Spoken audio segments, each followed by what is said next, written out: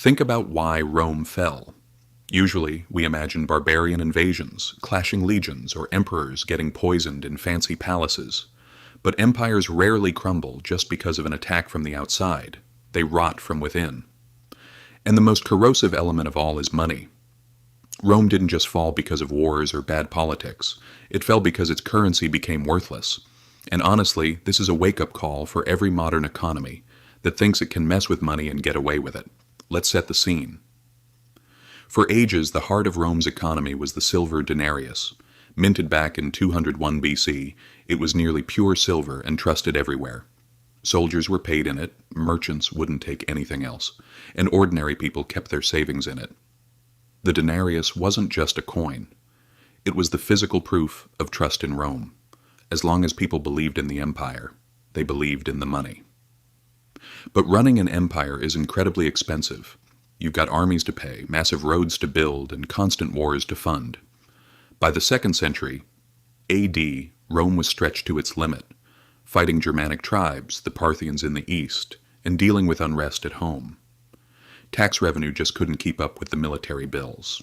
So, the emperors turned to that old, dangerous trick, debasement. Instead of raising taxes, which no one liked, they just started putting less silver into the denarius. The numbers tell the story. Under Augustus, the denarius was about 95% silver. By the time of Caracalla in the early 3rd century, it was down to 50%. By the reign of Gallienus, in the mid-3rd century, the silver content was less than 5%. That coin, once solid metal, had turned into a piece of cheap bronze coated in a thin silver wash. People could feel the difference, and they definitely knew it. Inflation hit hard. Prices skyrocketed because the money didn't hold value anymore. A bag of wheat that cost 1 denarius suddenly cost dozens.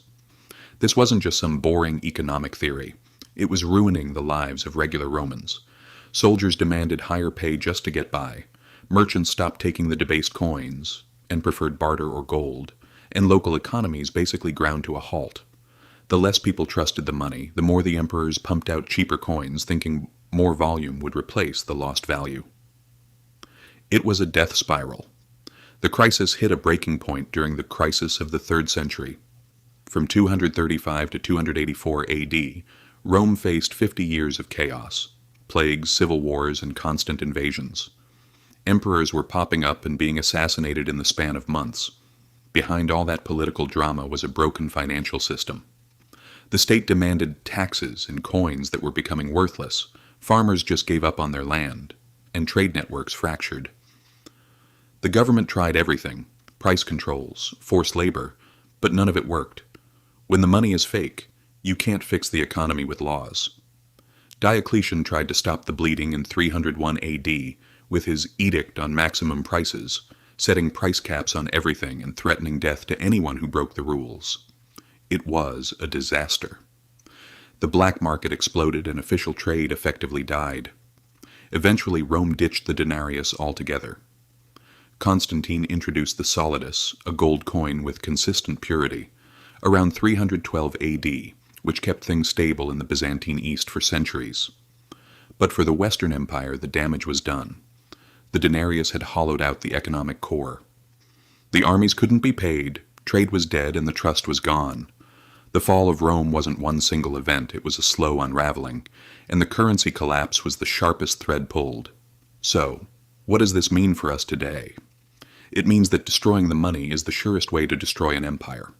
Rome thought it could trick its people by issuing coins that looked real but lacked real value.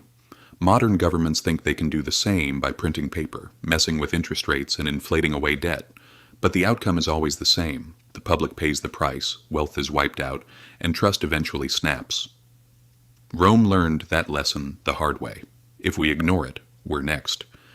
History didn't stop after Rome. Every major inflation since has followed that same pattern. Governments debase currency to cover costs, elites move into real assets, and the average person gets left broke. Fast forward to the 20th century, and the warnings are loud and clear. After WWI, Germany faced impossible reparations. The government just printed marks to cover the debt, thinking they could paper over the problem, just like the Romans. By 1923, hyperinflation was absolute madness. A loaf of bread cost 200 billion marks by the end of that year. People hauled wheelbarrows full of cash just to buy groceries.